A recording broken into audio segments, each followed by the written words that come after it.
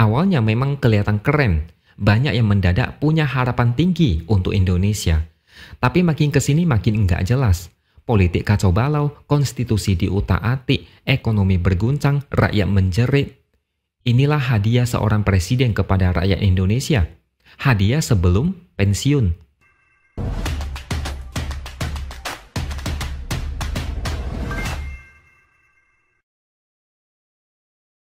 Halo, bertemu lagi dengan saya, X Hardy di Opini Seaword. Ayo, siapa di sini yang sedang menghitung hari sampai Oktober nanti?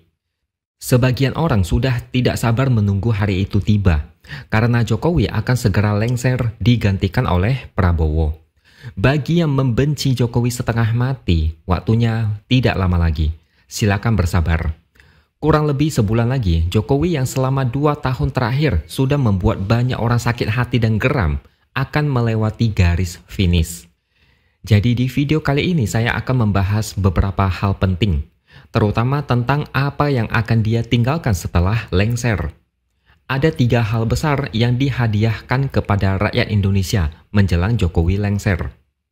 Mungkin kalian akan berpikir, waduh, Jokowi ini kok makin lama makin melenceng ya? Di Pilpres, kita dikasih lihat drama yang cukup menjijikkan. Sekarang kita dikasih hadiah yang bikin ngelus dada. Padahal dulu di periode pertama, Jokowi sangat membanggakan. Sekarang banyak PR yang harus diselesaikan Prabowo. Ada banyak masalah yang pelan tapi pasti membuat rakyat mulai sedikit menderita. Oke, langsung saja saya mulai. Ini semua ada datanya, jadi saya bukan asal ngomong. Bulan ini adalah September. Kalian pasti sering dengar istilah September ceria. Tapi hadiah dari pemerintahan Jokowi sama sekali berbeda. Bisa dikatakan September mendung.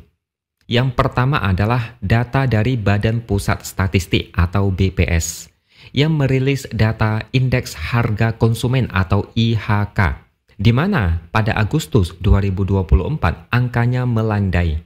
Secara bulanan IHK turun, tercatat mengalami deflasi sebesar 0,03%. Dan menariknya, ini adalah deflasi selama 4 bulan berturut-turut. Ini adalah anomali yang tidak pernah terjadi dalam waktu lama. Terakhir, ini terjadi pada tahun 1999 atau 25 tahun lalu. Ini juga bisa diartikan bahwa selama era reformasi, baru kali ini Indonesia mengalami deflasi 4 bulan beruntun. Ini adalah alarm peringatan karena deflasi 4 bulan berturut-turut adalah sinyal daya beli masyarakat makin lemah. Mungkin ini yang membuat sebagian orang merasa bisnis makin sepi, ekonomi lesu, masyarakat makin irit dan hemat. Ini juga sejalan dengan data lain dari BPS di mana jumlah masyarakat kelas menengah turun drastis dari 57,3 juta orang pada tahun 2019 menjadi 47,85 juta orang pada tahun 2024. Artinya 9,48 juta dari mereka jatuh ke level bawah atau rentan miskin. Padahal mereka sangat dominan menggerakkan ekonomi negara ini. Makanya tidak heran banyak yang ikat pinggang, uangnya ditahan, tidak ada pergerakan uang, dan muncul data deflasi yang menunjukkan daya beli yang lemah. Ini adalah tanda tanya besar yang seharusnya kita tanyakan pada Jokowi. Tapi lebih baik jangan tanya deh.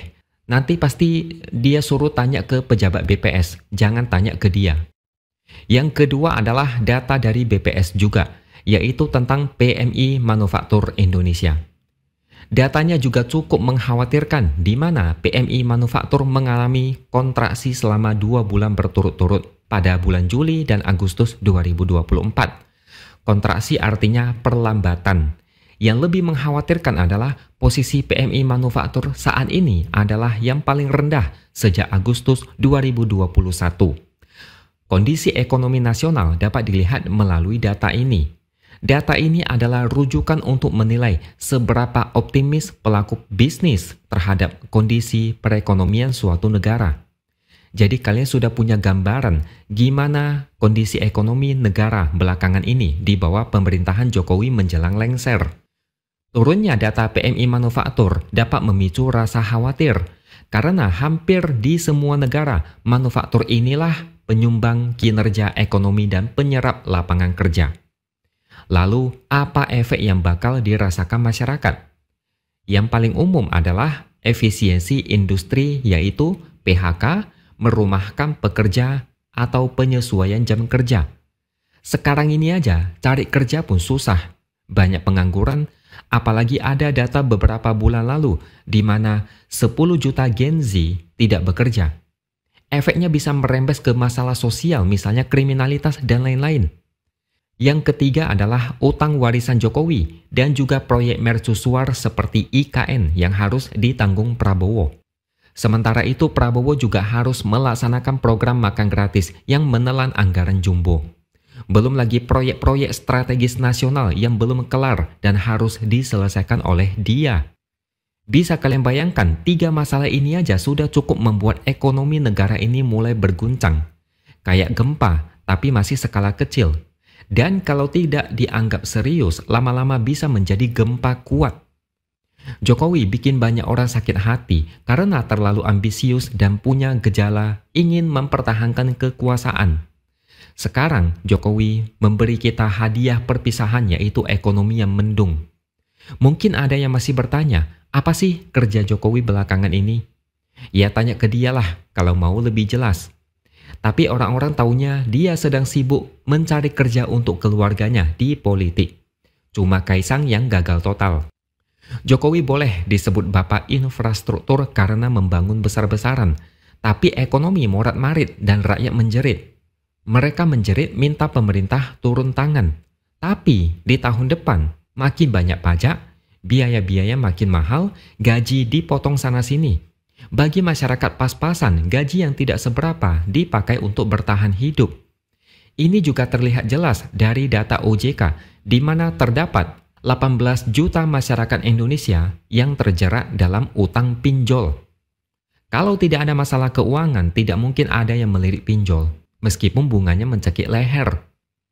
Pemerintah gagal memperbaiki masalah ini, apalagi selama 2 tahun terakhir. Kalian tahu sendirilah, Jokowi menjadi melenceng, kurang fokus mengurus masalah negara, rakyat yang harus menanggung akibatnya. Mereka, atau mungkin kalian termasuk salah satunya, terjepit di segala arah. Akhirnya banyak orang berpikir, Jokowi rupanya sama saja, nggak ada bedanya.